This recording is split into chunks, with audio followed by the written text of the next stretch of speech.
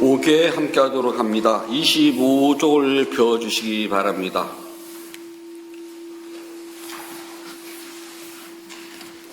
용서하여 주십시오.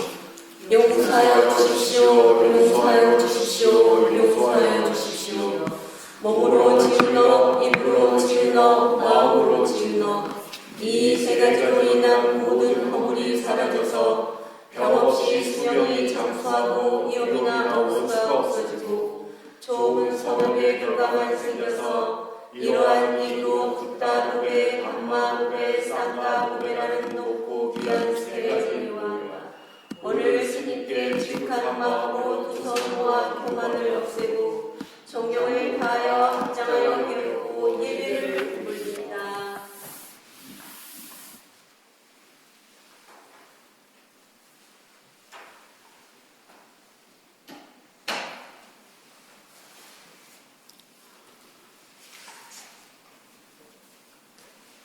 아함 판차실랑 사마디야미 파나지바타 브라마니 시카파당 사마디야미 아딘나다나 브라마니 시카파당 사마디야미 까메스미 짜짜라 브라마니 시카파당 사마디야미 무사와다 베라마니 시카파당 사마디야미 수라메라야메 짜파마다타나 베라마니 시카파당 사마디야미 11월 26일 4주차 유료 법문을 시작하도록 하겠습니다.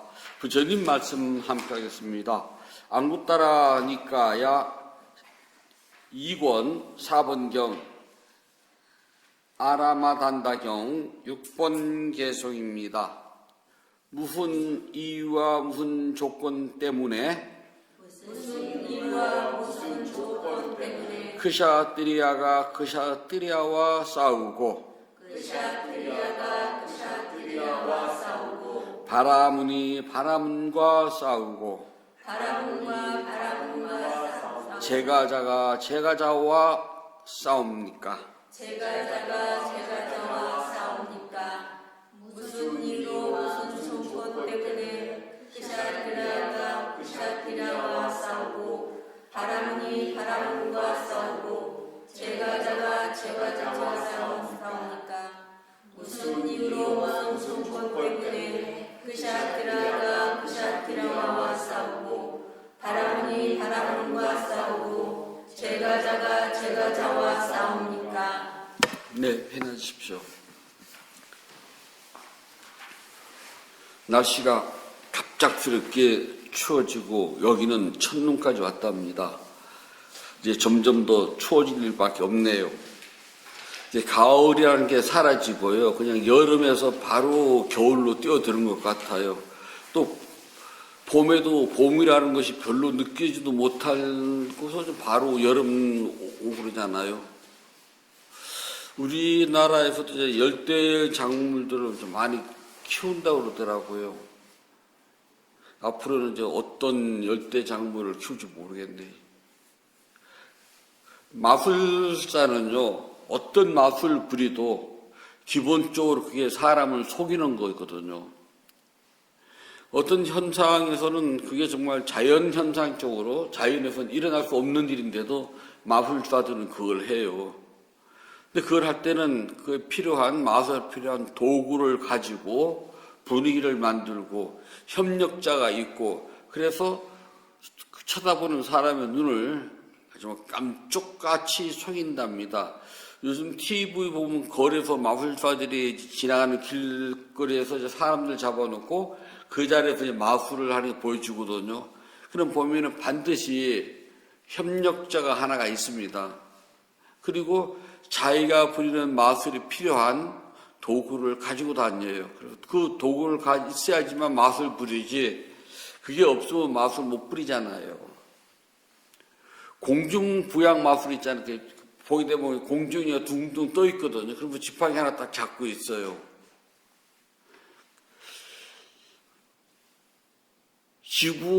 지구에서는요, 중력 법칙 때문에 허공에 사람이 떠 있을 수가 없어요. 우리는 반드시 내려와야 되지. 그런데도 둥둥 떠 있는 것은 그 사람들이 교묘하게요, 그 막대기에다가 의자를 만들어 가지고 거기에 걸터 앉아 있는 것이지, 실질적으로 몽둥이 하나만 가지고 또는 지팡이 하나만 가지고 그렇게 허공에다 몸을 뜰 수가 없답니다. 그래서 공중부양 자체는 그냥 보면 즐겁고, 아, 저거 속이는 거네? 그렇게 보면 즐거워요. 저게 사실까 하면은 즐겁지가 않고요. 그래서 사람들이 공중에 떠 있는 것처럼 착각하게 만드는 것이지, 실제 이렇게 공중에 떠 있는 건 아니거든요.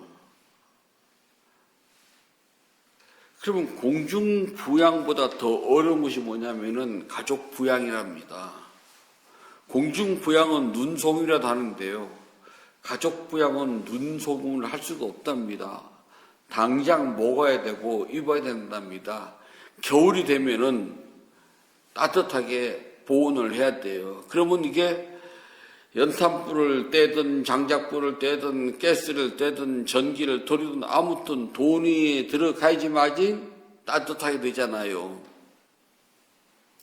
이거를 공중부양실은 마술을 부린다고 해가지고 마술로 불 끄고 다 일으켰어요. 그 불로 해가지고 계속 따뜻하게 할 수는 없거든요. 일시적이지. 그래서 가족 부양은 공중부양보다 몇천 배 어려워요. 그리고 눈에 당장 효과가 보이지 않으면 가족 부양은 소용이 없답니다. 그래서 세상에서 제일 어려운 것이 가족 부양이랍니다. 저는 가족이 없으니까 몰라요. 저는 평생 주지를 안 했잖아요. 그래서 전기세가 얼마나 나오는지, 가스비가 얼마나 나오는지 저 그거 신경 안 쓰고 살았거든요. 그런데 그 주지수린 무기지. 그런데 당장 주지는요, 대중들이 먹고 사는 일을 걱정을 해야 돼요. 쌀이 있는지, 반찬 끓이는 뭐가 있는지. 저희는 밥상에 앉아가지고, 아, 주지스님, 요즘 밥상이 왜 이렇게 시베리아 벌판이 됐냐. 좀 우리 저 따뜻한 저기 그 남쪽 나라로 내려가서 뭐 좀 먹자. 그러면은 절집에 겨울이 되면은 김치 된장찌개, 김치 된장찌개, 이게 일단 기본 반찬이에요. 그러면 이제 절집 김치는요, 요즘은 모르겠지만은 입에 간이 딱 맞는 건 하나도 없어요. 다들 짜요. 그래서 김장을 할 때, 어른스님 할 때, 스님 간 좀 봐주세요. 그러면, 야, 왜 이렇게 싱겁냐. 그러고서 소금을 한 바가지 퍼 넣어요. 저희 입은 분명 짜거든요. 그럼 이제 다른 어른 스님이 지나가면 스님 좀 간 좀 봐주세요. 그러면, 야, 싱거워라. 왜 이렇게 싱거워. 그리고 소금을 또 퍼서 보여. 오가는 어른 스님마다 전부 다들 싱겁다고 소금을 퍼 넣으니까 완전히 소금 소태가 된답니다. 그렇게 짜게 하는 이유가요, 간이 딱 맞으면 금방 떨어지거든요. 짜면은 배추 3쪽까지면 밥 한 그릇을 먹어요. 절대 배추 많은 한쪽을 그냥 한 번에 다 못 먹어요. 짜서 그걸 찢어가지고 그냥 뭐 실가락처럼 만들어서 한날 입에 넣어야지만 그래도 짜거든요. 동치미는 정말 시원하고 삼삼한 맛에 먹잖아요. 그러면 금방 떨어진다고요. 동치미를 퍼오면 일단 그 국물에다가 동치미 원 국물, 원액이 1이라면은요, 거기에다가 맹물을요, 한 12서너기를 부어야 돼요. 그래야지만 간이 맞을 똥말똥이 돼요. 얼마나 짜다는 소리예요. 그래도 동치미 물을 썰어 놓으면은요, 처음에 썰어놓은 것을 입에다 넣지 못해요. 너무 짜가지고. 그거를 가지고서 그 집만 보태서 일주일을 계속 물만 갈면 되거든요. 근데 일주일쯤 지나면 동치미 무가 조금 간이 빠져요. 그래도 짜요. 간이 딱 맞는 거. 그 스님들이 절에서 오래 산 스님들은요, 다들 음식을 좀 짜게 먹는 편이에요. 왜냐하면 기분이 짜니까. 저도 조금 짜게 먹는 편이거든요. 그래서 먹는 걸 보면은 간이 삼삼하게 된 것을 먹는다. 아, 절집 오래 안 살았구나. 짠 거를 먹는다. 절집 오래 살았구나. 또 출가하기 전에 또 짜게 먹는 사람들도 있어요. 그거 뭐라고 말 못하니까. 근데 그것도 틀렸거든요. 근데 주제 스님 입장에서는 대중을 부양해야 되니까 걱정이 많아요. 쌀떡 검사도 해야 되고, 쌀이 얼마나 남았나 이것저것 하거든요. 그 다음에 산에서는 뭐가 떨어지면은 사올 재주가 없어요. 만약에 지금 나무를 묻히다 참기름이 떨어졌다. 저희 같으면은요, 참기름 떨어졌어. 그럼 기다려. 그럼 뽀로로 갔다 오면 5분이면 넣고 할 수가 있어요. 근데 산에서 얼으면 택도 없거든요. 그래서 미리 쓰는 거를 미리 다 쟁여놔요. 그러니까 그게 한 병이 나가면은 또 한 병을 받아가 넣어놔야 돼요. 그러니까 저도 그 습관이 있어서 창고에 보면은 밑에 양육관에 늘 있어요. 사실 여기서는 그렇게 살 필요가 없는데 저도 습관이 돼가지고 늘 그렇게 놓거든요. 쌀도 넣고서 이 정도가 떨어지면 10kg짜리 하나 딱 들어가요. 한 뺨 조금 더 내려가면 그러면 불안해. 채워 넣어야 돼요. 저도 그러는데요. 마을에서 아이들을 데리고 사는 부모님은 부모의 입장에서 아이들 가족 부양이 정말 여우부터 마누라 눈 뜨고 초롱초롱 쳐다보고 토끼 같은 애들이 눈을 초롱초롱 뜨면서 땡글땡글 나를 쳐다볼 때 내 마음이 얼마나 불안하겠어요. 그래서 세상에 가족 부양은 눈속임을 못한다는 거, 이건 진짜 백입니다. 그러니까 여러분들이 마술사처럼 공중 부양하는 재주는 없어도요, 가족 부양하는 재주는 있잖아요. 어마어마한 겁니다. 어마어마한 그 재주를 가지고 있으니까요, 걱정 안 하셔도 된답니다. 근데 가족 부양을 하려면은 욕심이 없어서는 가족 부양을 못해요, 솔직히요. 욕심을 버리라고는 절에서 스님 이야기 하지만은 눈을 돌리고 내 가족을 쳐다보면은 욕심 없이 어떻게 가족 부양을 한답니까? 솔직하게 그렇잖아요. 얼마나 정직한 말입니까? 가족 부양하는데 욕심 없을 수는 없어요. 내 아이한테 옆집 엄마가 아이를 보니까 춥다고 막 옷을 팍팍 입혔어요. 근데 내 아이는 그게 없어요. 그래서 나는 솜 누빌 입혔지, 지금은 그런 것도 없지만 아무튼 뭐 입혔어요. 쳐다보면은 부모로서는 안타깝잖아요. 내 아이한테 그거 입히고 싶잖아요. 거기에 욕심이 안 들어가겠습니까? 아이의 핸드폰이 오래돼서 자꾸 연락이 잘 안 되고 통신이 안 돼요. 엄마 이게 잘 안 돼. 그럴 때 사 주고는 싶은데 내 형편이 안 되면 이번 달은 좀 힘들고 다음 달에 엄마가 사줄게. 그 다음 달에 사줄게 하는 그 엄마의 마음은 어떻게 했습니까? 그래 욕심이 없다는 건 솔직히 거짓말이거든요. 그래서 가족 부양하는 사람이 스님 저 욕심 없어요. 그러면 저는 참 사기치고 있네. 그래요.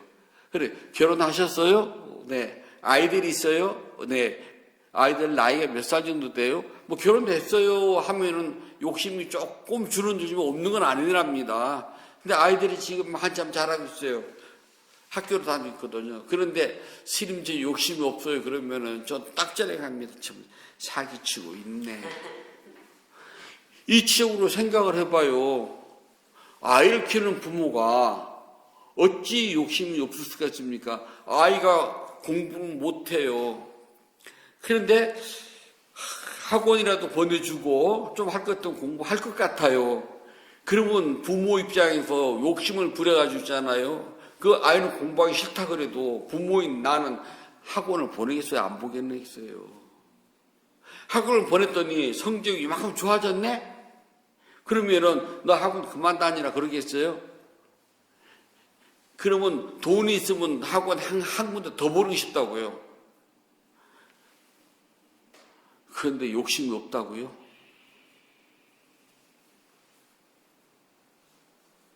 근데도 욕심이 없다고요? 내 아이한테 좋은 옷을 입히고 싶고 맛있는 것을 주고 싶고 뭐라도 하나 더 해주고 싶다는 것이 솔직한 부모의 마음. 그걸 보고 우리 뭐라 그러냐? 거짓 없는 가족 부양이라고 그래요. 공중 부양은 거짓이 있지만 마술사는 기본으로 거짓이 있어요. 근데 가족 부양을 하는 부모 입장은 정직하답니다. 그래서 가족 부양은 부처님께서요, 기본으로 욕심이 있어야지만이 가족 부양을 할 수 있습니다. 그래야지만이 남들보다 잘 먹이고 잘 입히고 편안하게 삶을 살게 해줄 수가 있어요. 그래서 욕심이 없으면요, 가족 부양을 하는데 가족들이 있잖아요. 고달프고 슬프고 힘든 경험을 해야 돼요. 부모가 내가 아무 욕심이 없어. 그러면은요, 내 아이들이 고달프고 슬프고 힘들어요. 내가 능력이 없어도 내가 막 욕심을 내고 하면 내 아이들이 조금 덜 슬프고 덜 고달프고 덜 힘들지만 내가 아무 욕심 없어요. 그래 아이들이 뭐라 그러면 그냥 너하고 나하고 인연도 그렇게 내 아들을 태어났으니까 내가 하는 대로 따라와. 그럴 수가 있어요? 그럴 수는 없잖아요. 그래서 욕심 없는 부모 밑에서 살면은요, 내 아이들이 힘들어요. 고달파요. 슬퍼요. 어쩔 수가 없답니다. 그래서 부모는 기본적으로 지금 아이들이 자라나는 모습을 보면은 욕심을 가질 수밖에 없답니다. 그래서 이디에와라 그래요. 이디에와 지금 이곳 여기 이디에와 부처님께서는 이 말을 굉장히 강조하셨답니다. 이디에와를 지금 이곳 여기 지금 이곳 여기에서 내가 살아가는 모습을 보면은요 욕심을 없앨 수도 있는 사람이 있는가 하면 욕심을 가질 수밖에 없는 사람도 있더랍니다. 가족 부양을 하는 사람 입장에서는 욕심을 가질 수밖에 없고요. 수행자는 지금 이곳에서 욕심을 버리는 법을 배워요. 틀리거든요. 사람들은 자신이 처해져 있는 환경에 따라서 욕심을 일으켜요. 그래서 그 욕심이 이번 생, 지금 이곳에서 그 욕심의 대가를 받기도 하지만 시간이 조금 지나서 금생 저만큼 흘러가서 받기도 하고 또는 생을 바뀌어서 다음 생에 받기도 하고 또는 몇 생을 건너서 받기도 해요. 내가 지은 업은 절대 외상이 없답니다. 받아요. 다만 시기가 지금 이곳 여기서 받는 것도 있고 생을 건너뛰어서 한참 뒤에 받기도 해요. 그래서 내가 지은 모든 업은 외상이 없다는 것, 내가 무조건 다 받아야 됩니다. 그래서 우리는 내가 욕심을 부려서 뭐가 이루어지면은 기쁘고 좋아요. 하지만 그 욕심이 지금 이루어지지 않고 조금 지나서 이루어질 수도 있어요. 내가 욕심을 냈는데 지금 당장 욕심대로 이루어지는 경우도 있어요. 살다 보면 작은 것들은. 그러나 조금 큰 것들은 지금 이루어지지 않아요. 조금 시간이 지나가야 돼요. 아주 큰 것들은 지금 안 이루어질 수도 있어요. 내 욕심과는 전혀 관계없는 일이 된답니다. 예를 들어서요. 배가 고파요. 아이가 엄마 밥 줘. 아빠 배고파. 그랬거든요. 그래서 집 여기 돌아보니까 아무것도 없다야. 조금 더 가보자. 갔더니 아쉬운 대로 시골 구멍가게라도 있어요. 거기 가서 과자를 사든 빵을 사든 사가지고 아이에게 줬어요. 이거라도 먹고 있어. 그럼 아이가 그걸 맛있게 먹는 걸 보면은 욕심이 금방 낸 욕심이 금방 이루어졌다는 겁니다. 또는 집에까지 가자에 참고, 그래서 참고 집에까지 가서 집에 가서 밥을 먹어요. 조금 시간을 두고 이루어지는 욕심입니다. 이루어졌어요. 그런데 아이가 태어나가지고 대학 가는 생각을 해요. 너는 이 다음에 커가지고 공부를 잘해가지고 S대 가라? 그거는 12년 기다려야 돼요. 아니죠. 아이가 학교를 다녔을 때 12년이니까 거의 20년 기다려야 돼요. 최소한 19년 기다려주면 되잖아요. 그건 기다려주면 이루어집니다. 흔히 딸을 가진 아빠들이 어느 정도 딸이 이제 크면은 너 이 다음에 결혼할 거야 안 할 거야 하고 물어봐요.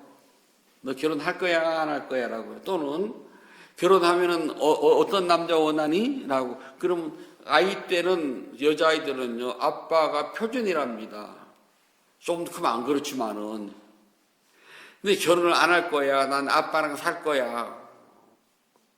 너 이 다음에 커서 사춘기가 됐을 때 아빠가 뭐라면 문 쾅 닫고 안 들어갈 거지? 난 절대 안 그래. 아빠가 제일 좋아. 너 세탁기에 네 속옷하고 아빠 속옷하고 같이 빨았다고 막 뭐라고 안 할 거지? 그러면 아이가 뭐 세탁기가 빠는데 뭘 했다가 웬걸 사춘기가 되니까 중2병이 걸려 사춘기가 되면은 왜 내 속옷 봤는데 아빠 속옷이 들어갔냐고 더럽게 남자 속옷이 들어갔냐 말았냐 오만 오도방향을 다 들고 조금만 뭐라 그러면 문 쾅 닫고 들어가거든요. 그랬던 아이가 시집을 가요. 거의 30년이 걸려서 갑니다. 그건 시간이 욕심이 있잖아요. 한 30년 걸린 욕심이에요. 한번 우리가 생각해 봅시다. 내 욕심을 이루는데 금방 되는 것도 있지만 시간이 오래오래 걸리는 것도 있고요. 또 금생에 안 이루어진 것도 있어요. 난 주지를 안 할 거야. 내가 만약 주지를 한다면은 나는 내가 원하는 대로, 내가 원력을 세운 대로, 내가 꿈꾸는 대로 난 법회를 보고 내가 그렇게 난 사원을 운영할 거야. 열양사 그렇게 이렇게 하는 데 있잖아요. 이렇게 해서 꿈꾸는 데 있잖아요. 거의 60년 걸렸어요. 더 큰 꿈은요. 아직 안 이루어졌답니다. 그리고 우리의 욕심은 지금 당장 이루어지는 것, 시간이 흘러서 이루어지는 것, 또 금생에 이루지 못하고 다음 생에 이루어질 수 있는 것, 또는 몇 생을 건너뛰어서 이루어질 수 있는 욕심이 있답니다. 그래서 욕심은 내 마음대로 안 돼요. 어떤 욕심은 지금 즉시 이루어져가지고 내가 기뻐요. 어떤 욕심은 시간이 조금 지나서 이루어져서 난 그게 기뻐요. 어떤 욕심은 시간이 한참 지나서 이루어져요. 그래서 난 기쁘답니다. 그 욕심이 이루어지는 순간은 기쁘지만은 욕심이 내 마음대로 안 돼요. 그리고 욕심은 반드시 대가를 가지고 와요. 무슨 대가? 고통이라고 한답니다. 고통은 내가 버린다고 그래가지고 버려지는 것도 아니에요. 행복은 내가 오라고 그래서 오지도 않아요. 마찬가지로 고통도 내가 버린다고 해서 버려지질 않아요. 왜냐하면 고통은 눈에 보이는 것이 아니에요. 행복도 눈에 보이는 것이 아니랍니다. 물건이 아니기 때문에 만질 수도 없고 볼 수도 없고, 다만 마음의 작용으로서 내 마음이 어떤 일로서 기뻐요. 내 마음이 어떤 일로 해가지고 불안하고 또 아프고 고통스러워요. 그래서 마음의 작용이거든요. 행복도 마음의 작용이고 고통도 마음의 작용이기 때문에 내가 오라고 보지도 않고 버린다고 해서 버리지도 않고 가라고 해서 가지지도 않아요. 행복, 글쎄요. 제가 지금 대상포진이 달주르는 석 달이잖아요. 9월 말 추석 무렵부터 시작이 돼가지고 달수로는요. 그러니까 9월, 10월, 지금 11월이잖아요. 차츰차츰 이제 아픔은 덜해가지만 아직은 그래 조금 불편스럽거든요. 그런데 그냥 아무것도 안 하고 아주 편안히 누워있으면 어떤 때는 몸에 아무 고통도 없어요. 느끼는 게 없어요. 그럴 때는 기분이 좋아요. 그러다가 일어나서 좀 움직이고 그러면은 살짝 공 아프기 시작하거든요. 그러면 또 기분이 조금 나빠져요. 내가 오라고 해서 오고 가래서 가는 것이 아니고 버린다고 해서 버려지지도 않아요. 수행자들은요, 고통이 버린다고 해서 버리지가 않는다는 걸 제일 먼저 안답니다. 그래서 고통을 관찰하는 법을 배워요. 어떻게 사라지고 어떻게 생겨나는지. 그러면서 행복과 기쁨도 수행자들은 배운답니다. 그래서 우리는 수행을 하면서 마음이 고요할 때는 고요함하고 알아차려요. 마음이 기쁠 때는 기쁨, 좋음, 행복하면 행복, 또는 마음이 변해요. 기쁨과 행복은 보통적으로 처음 수행할 때는 실제적으로 마음속에서 기쁨과 행복을 내가 알아요. 그래서 웃음이 나오기도 하고 마음속에서 막 너무 이 행복이 너무너무 많아요. 그래서 우리가 기쁨과 행복은 그렇게 처음에는 실제적으로 느끼는 기쁨과 행복처럼 느끼는데 요 단계를 딱 벗어나면은요 그렇게 오질 않아요. 다른 현상으로서 나타난답니다. 예를 들자면 여러분들 혹시 한국에서 기도를 해보신 분들은요 겨울에 기도를 합니다. 모기가 있을 수가 없어요. 그런데도 모기가 무는 것처럼 발이 있잖아요. 모기가 무는 것처럼 따끔따끔하기도 하고 몸에는 그런 데서 개미가 있을 리가 없잖아요. 근데 개미가 겨가듯 뭐가 막 그럴 때가 혹시 느껴보셨어요? 기도하시면서요. 못 느껴봤어요? 그것이 바로 있잖아요. 아주 초보적인 기쁨의 현상이에요. 괜히 기도를 하면서 발을 막 이렇게 예를 들어서 관시 지장보살 하다 가리떡 지장보살 이렇게 할 때가 있잖아요. 그 정도가 아니랍니다. 기쁨은 기쁨의 크기에 따라서 몸에 나타나는 현상이 굉장히 많아요. 그건 다 말 못해주고 본인이 스스로 느끼면 돼요. 그래서 인터뷰를 할 때 아주 사소한 것도 보고 하는 이유가 있어요. 사실은 오늘은 몸이 그냥 따끔따끔거렸어요. 그러면은 지금 PT를 느끼고 있구나. 저게 지금 어느 정도의 PT구나. 기쁨으로 알 수가 있거든요. 슬픔도 마찬가지고요. 그래서 수행자들은 처음에는 막 기쁨 덩어리 이렇게 기쁨 마음이 기뻐 행복해 하고 느낄 수가 있어요. 그래서 수행을 조금 더 하면은 그런 표면적으로 나타나는 기쁨, 행복이 아니거든요. 그런 건 이제 없어져요. 그래 현상으로 나타나는데 대표적인 것이 뭐냐면 고요, 평온 그런 것들이 전부 다 기쁨의 종류랍니다. 그런데 고요, 평온 같은 게 오기보다는 있잖아요. 어떤 때는 괴롭고 힘들고 짜증나요. 지루하고 답답하고 시간도 오지게 안 가고 다리는 왜 이렇게 아프고 허리는 무너질 것만 같고 정말 실눈을 뜨고 살짝 시계를 봤더니 아직도 10분 남았네. 죽으라고 한 다음에 이제 지금쯤 10분 이제 종 땡똥 할 거야. 눈을 탁 봤더니 이제 겨우 시계 봤더니 한 칸 움직여요. 혹시 그럴 때 저도 그거 다 느껴본 사람이거든요. 덥기는 오지게 덥고 막 온몸이 땀으로 축축해 감기거든요. 진짜 열대쯤 얼마나 더워요. 거기다가 또 빈대. 진짜 빈대 어마어마하게 많아놨거든요. 저희 살 때는요.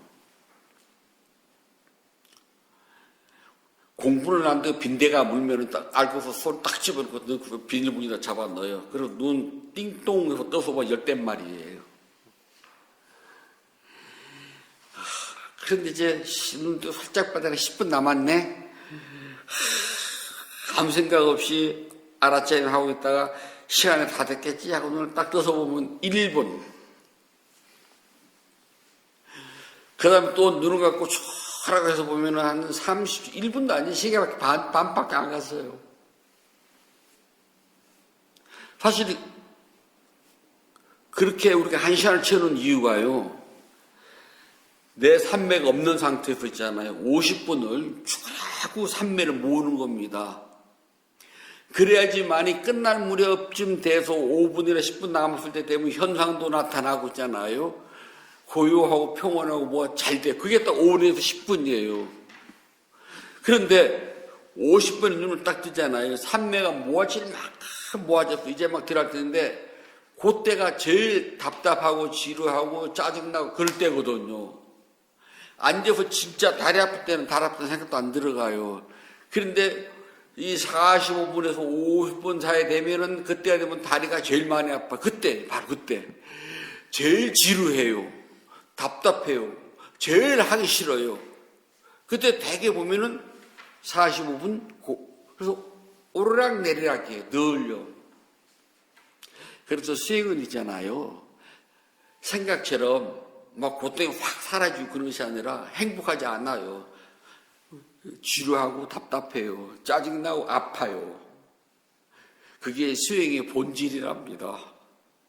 그러면 그 마의 45분 정말 징그러워요.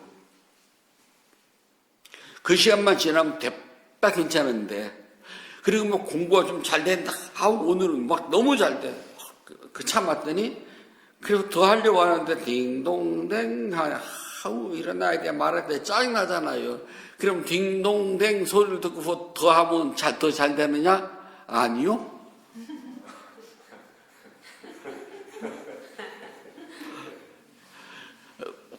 해본 사람들은 다 알아요, 그거요.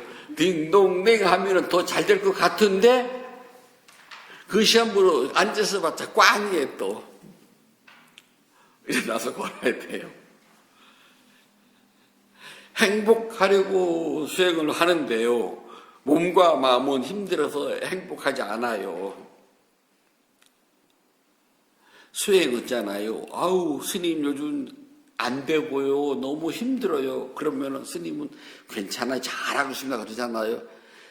수행이 잘 되고 있다는 증거가요. 힘들어요. 힘들어서 하기 싫어요. 그건 수행이 잘 된다는 증거예요. 하기 싫어요. 아파요.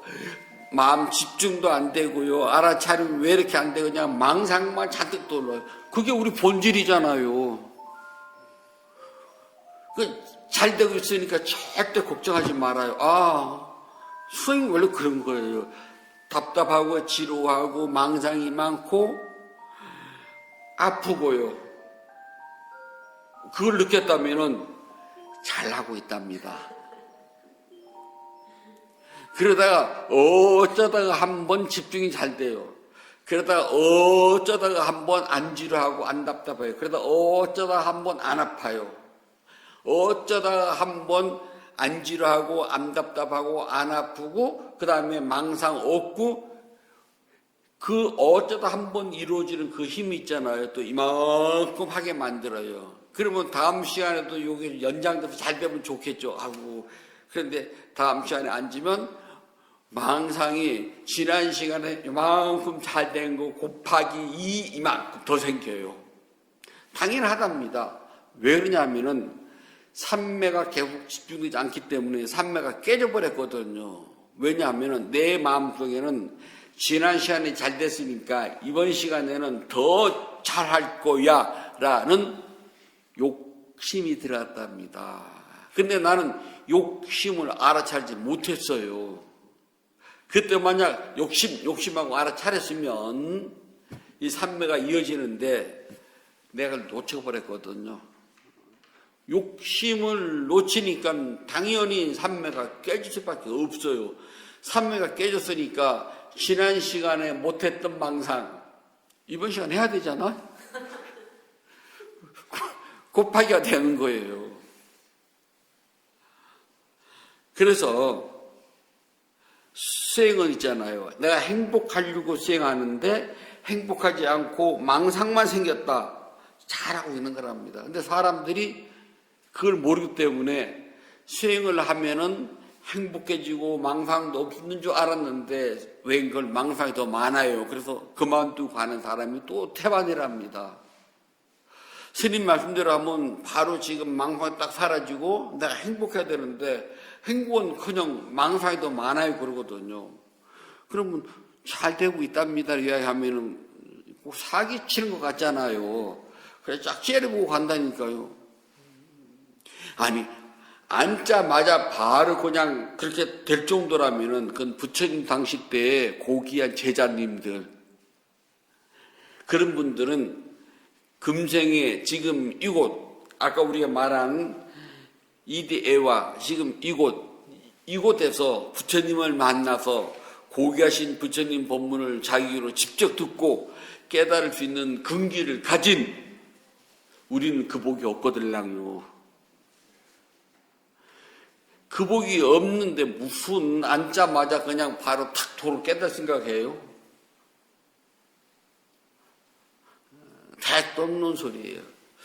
한국에서는 요즘 옛날에 도노와 점수에 대한 논쟁이 굉장히 많았다 합니다.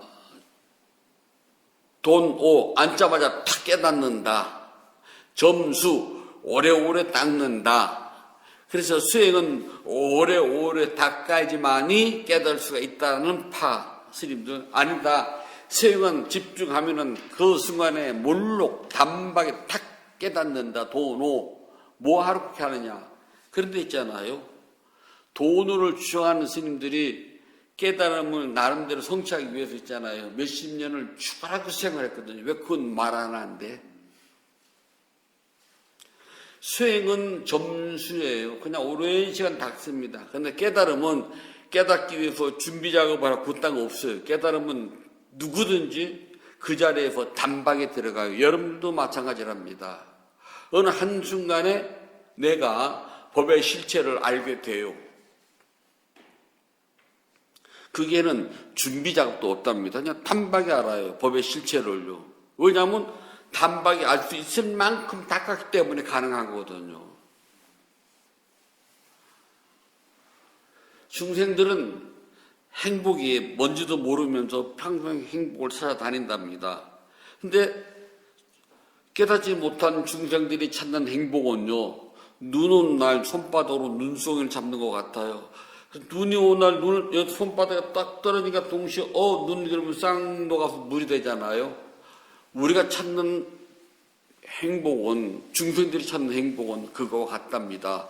눈 오는 날 손 내밀어서 눈송이를 쳐다보고 그냥 녹아버린 꽃인데 이게 영원하기를 바란답니다. 절대 영원하지 않아요. 내가 아는 모든 행복은 금방 사라진답니다. 왜냐하면 조건지어진 행복은 영원하지 않아요. 그럼 이 고통을 알기 위해서 여러분들은 수행을 한답니다. 수행은 아프고 힘들어요. 고통스럽답니다. 여러분들은 공중부양보다 더 어려운 가족 부양을 합니다. 가족 부양을 하시는 분이 수행을 하다가 좀 아프고 지루하고 답답한 거는요, 이 가족 부양하는 데 비하면 아무것도 아니에요. 그냥 껌딱지에 불과하답니다. 수행은 힘들어요. 그냥 아프고 답답하고 지루하고 행복이라는 것은 일단 몸이 고통스러운 분은 행복이 있겠어요? 행복 없어요. 어쩌다가 고요, 평온이라고 하는 행복이 오는데 그게 행복이라고 느끼지도 못해요. 그냥 우리는 마음속에 고요하다 또는 평온하다고 느낄 뿐이랍니다. 그게 정답이에요.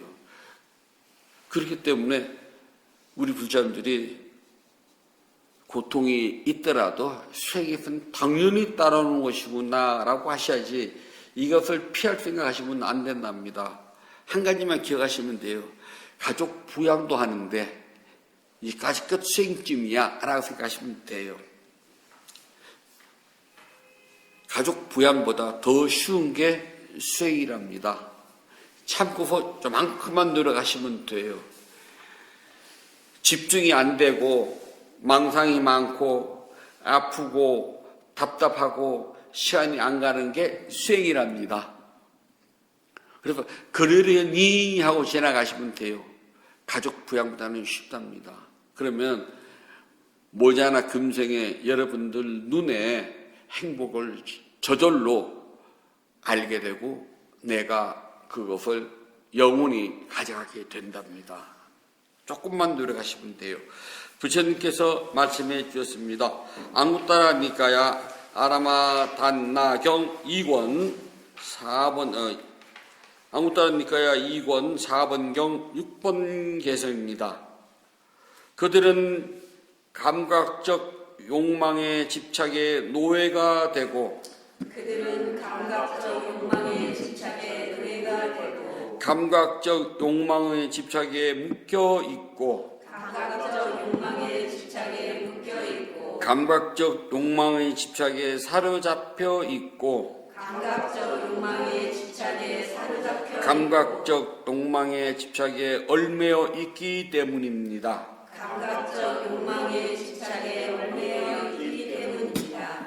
그들의 감각적 욕망의 집착에 노예가 되고 감각적 욕망의 집착에 묶여 있고 감각적 욕망의 집착에 사로잡혀 있고 감각적 욕망의 집착에 얽매여 있기 때문입니다. 그들의 감각적 욕망의 집착에 노예가 되고 감각적 욕망의 집착에 묶여 있고 감각적 욕망의 집착에 사로잡혀 있고 감각적 욕망의 집착에 얽매여 있기 때문입니다. 11월 26일 넷째 주 일요 법문을 마치도록 하겠습니다.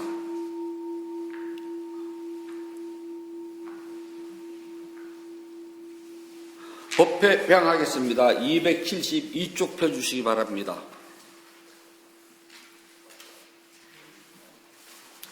법회 소음만 하도록 하겠습니다. 나누는 기쁨으로 자비 반원을 하였고 수행을 위하여 무너지지 않는 소원을 세워야 합니다. 오늘의 수행이 계속 이어지길 소원하노니 제가 해탈하면 곧바로 깨달음에 이르러서 허무한 사바 세계의 모든 욕망과 집착이 끊어지다. 제가 만약 다시 태어나 살아가는 동안 모든 악을 없애고 바른 마음 깊은 생각 참다운 지혜와 청정한 노력이 충만하여지이다. 담마의 힘이 없는 힘과 저의 노력과 실천하는 힘으로 어떤 마장도 제 흡절길 기원합니다. 붓다와 덩 높으신 스승님 그리고 성스러운 쌀가의 힘으로 저의 마지막 환생일지라도 마장이 절대로 접근하지 않길 기원하나이다. 모든 선업공덕을 고르게 나누어 가지소서. 사두 사두 사두. 모든 선업공덕을 고르게 나누어 가지소서. 사두 사두 사두. 모든 선업공덕을 고르게 나누어 가지소서. 사두 사두 사두.